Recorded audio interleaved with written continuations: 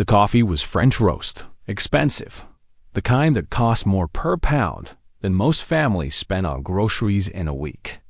Victoria Hayes would remember that detail forever, the rich aroma filling their penthouse kitchen. The way Marcus didn't flinch as he lifted the carafe from the warming plate. The absolute steadiness of his hand as he poured the scalding liquid across her bare collarbone and chest. She'd been standing there in her silk robe, still trembling from what she'd discovered just hours before at the museum gala. The robe probably cost $3,000. Her husband's offshore accounts had 8 figures. None of it mattered now, because Marcus Hayes had just shown her exactly who he really was. Let's rewind to the moment everything shattered. The Metropolitan Arts Museum was hosting its annual winter benefit. The kind of event where admission cost $10,000 per person and every guest's net worth had at least 7 zeros. Victoria had spent weeks planning her appearance, the midnight blue Valentino gown, the vintage Cartier diamonds her grandmother left her, the perfect shade of lipstick that had photographs well under museum lighting. She'd been standing near the sculpture garden entrance, checking her phone for messages from the caterer about next week's charity luncheon when the notification appeared. Unknown sender. No message. Just 3 photographs. The first showed Marcus with a woman in what looked like a hotel suite, champagne glasses on the nightstand, his shirt unbuttoned. The second showed them kissing against floor-to-ceiling windows overlooking the harbor. The third showed them at breakfast the following morning, the woman wearing Marcus's dress shirt, his hand cupping her face with unmistakable intimacy. Victoria's champagne flute slipped from her fingers, shattering against the marble floor. Heads turned. Conversations paused, but she barely noticed. She was scanning the crowd with new eyes, searching for a face she'd seen in those photos. Then she found her dot Isabel. Morrow stood near the impressionist wing in a crimson dress that probably cost as much as a luxury car, laughing at something the museum director was saying. Marcus's business partner's daughter, 26 years old. Art history degree from Yale. Victoria had met her dozens of times at corporate events, had smiled at her, had made polite conversation about gallery openings and auction houses, and the entire time, Isabel had been sleeping with Marcus. Thought Victoria didn't plan what happened next. Her body moved before her brain could stop it. She crossed the gallery floor in 8 determined strides, her heels clicking like gunshots on the polished marble. The slap echoed through 3 rooms. Isabel stumbled backward, her hand flying to her reddening cheek, shock and something like fear flashing across her face. The museum went silent. 300 of the city's wealthiest, most influential people stood frozen, witnessing the spectacle. "Stay away from my husband," Victoria said, her voice shaking but clear enough to carry across the marble halls. That's when Marcus appeared, pushing through the crowd of stunned guests. But he wasn't looking at Isabel with concern. He was looking at Victoria with pure, cold fury in his eyes. "What the hell is wrong with you?" he hissed, gripping Victoria's upper arm hard enough that she felt her bones compress.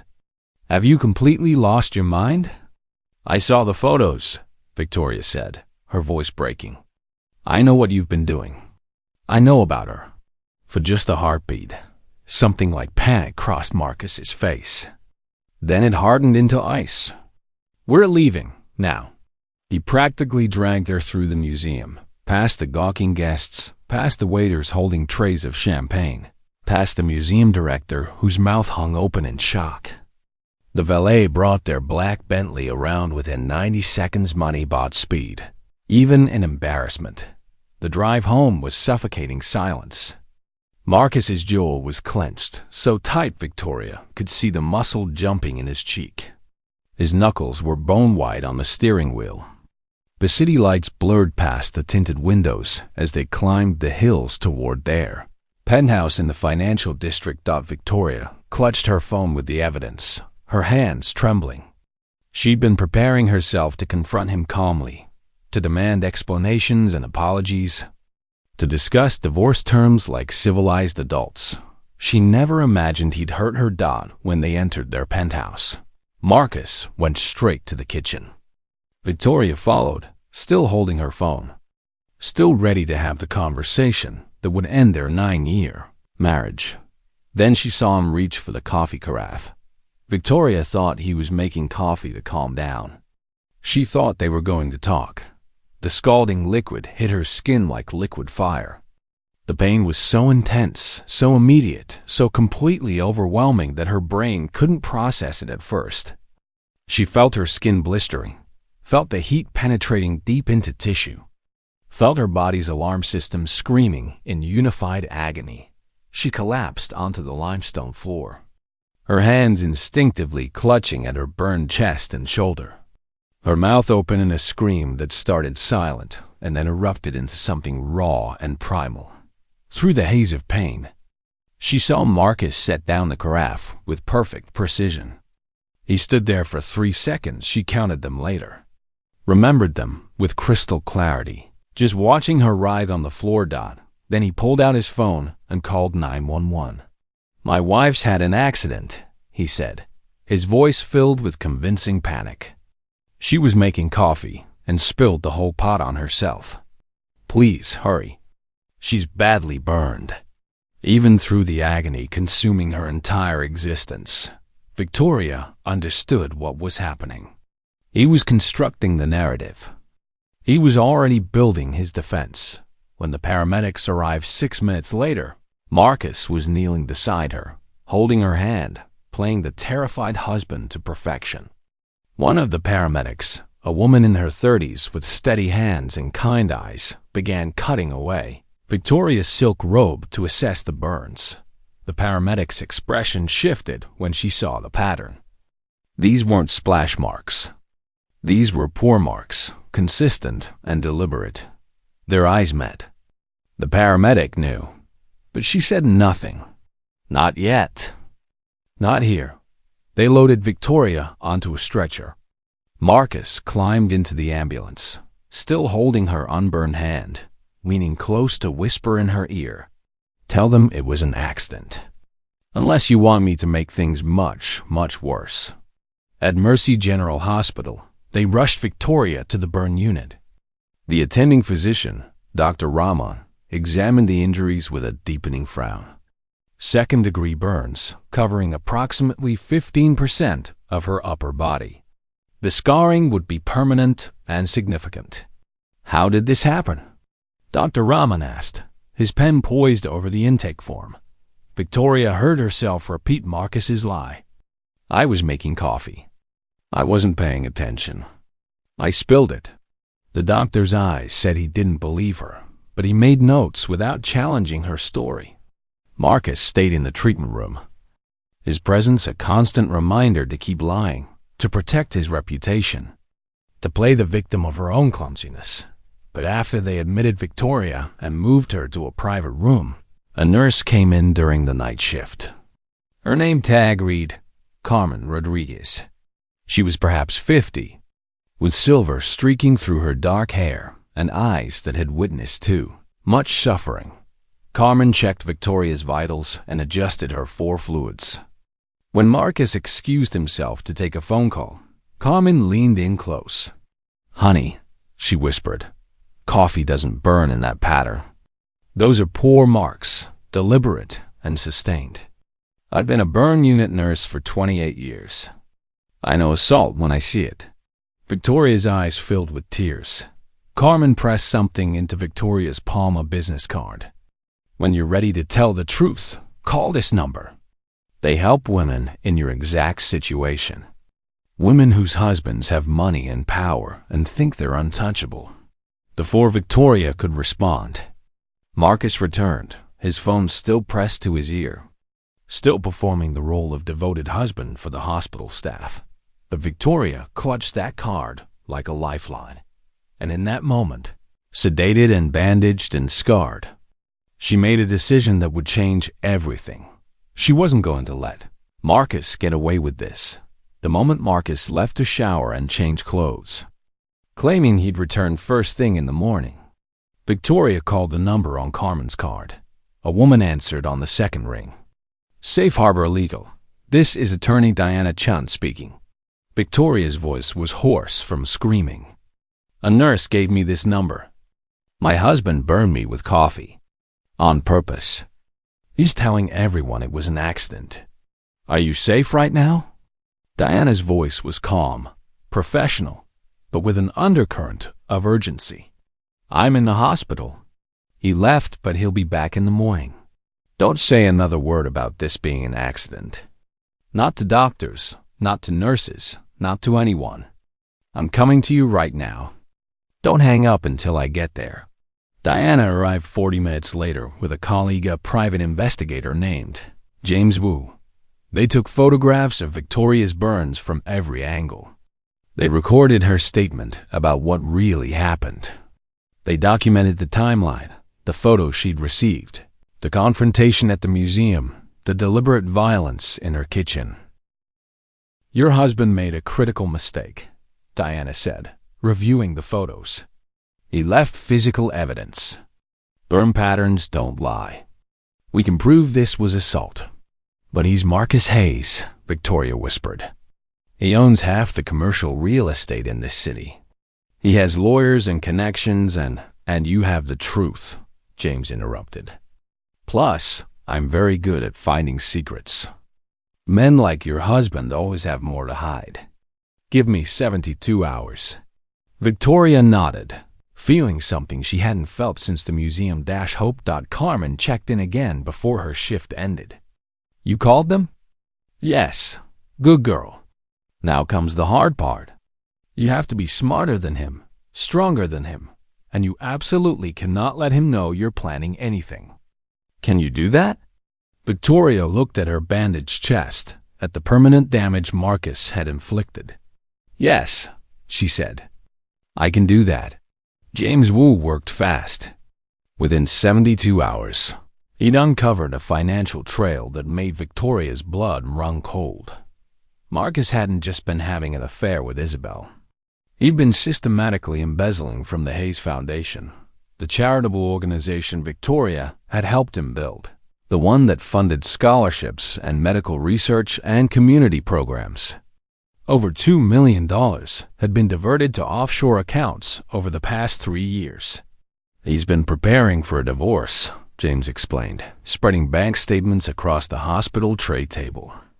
He's been hiding assets, moving money where you can't touch it, building a financial fortress.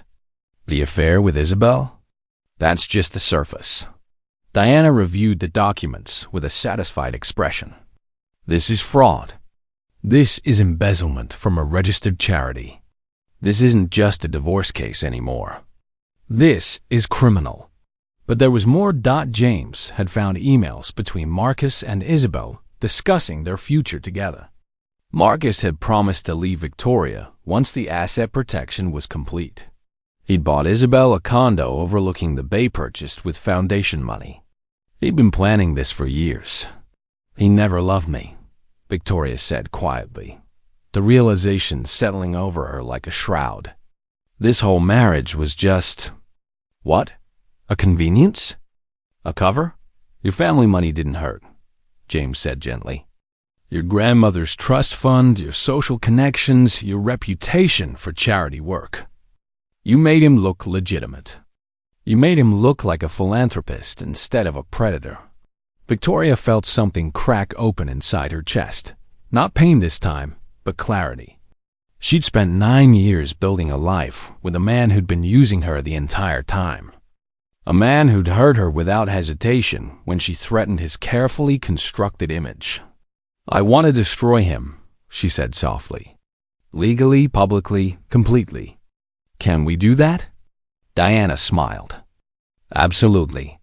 Let's build a case he can't buy his way out of. The criminal trial for assault took 6 months to prepare, but when it finally happened, the evidence was overwhelming. The burn specialists testified that the injury pattern was consistent with deliberate pouring, not accidental spillage. Carmen, the nurse, testified about her immediate suspicions. The paramedic who transported Victoria confirmed. She'd recognized assault, and then Victoria testified. She'd been terrified to face Marcus in court, but when the moment came, she felt only strength. She told the jury everything: the photos, the confrontation, the silent car ride home, the coffee carafe, the deliberate way he'd poured scalding liquid on her skin. Marcus's lawyer tried to paint her as vindictive, as a scorned wife fabricating abuse to win a divorce settlement. But the physical evidence told its own story. Burns don't lie. The jury deliberated for 3 hours. Guilty on all counts: aggravated assault, witness intimidation, and making terroristic threats. The judge sentenced Marcus Hayes to 7 years in prison. The courtroom erupted. Marcus's face went white with shock and rage. He genuinely believed his money and connections would protect him. He'd been wrong. The embezzlement trial followed. That conviction added another 5 years to his sentence. 12 years total. Marcus Hayes would spend the next decade behind bars. But Victoria's redemption wasn't about Marcus's punishment. It was about what she built. From the ashes of her destroyed marriage, she used her divorce settlement to establish the Phoenix Project, a comprehensive support system for survivors of domestic violence whose abusers had wealth and power. Legal aid, financial planning, security services, therapy, job placement assistance. Everything a woman needed to escape safely and rebuild. Within 2 years, the Phoenix Project had helped over 300 women escape abusive relationships with wealthy partners. Each success felt like reclaiming another piece of herself. Victoria had been burned, but she'd risen from those burns stronger than before. 5 years after Marcus poured coffee on her, Victoria stood in the headquarters of the Phoenix Project, looking at the wall of photographs. 347 women. 347 survivors who'd found the courage to leave, to fight, to rebuild. Her scars were still visible when she wore sleeveless dresses. She'd stopped hiding them 2 years ago. They were part of her story now, evidence of survival rather than shame. A young woman named Melissa sat across from Victoria's desk, clutching tissues, her hand shaking. "My husband is a neurosurgeon. Everyone loves him. Who's going to believe he hurts me?" Victoria leaned forward, her voice gentle but firm. "I believe you. And we're going to help you. It won't be easy. Men with power and money fight dirty. But you're stronger than you know. And you don't have to do this alone."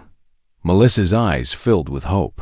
The same hope Victoria had felt when Carmen handed her that card in the hospital. After Melissa left with a safety plan and a team of lawyers assigned to her case.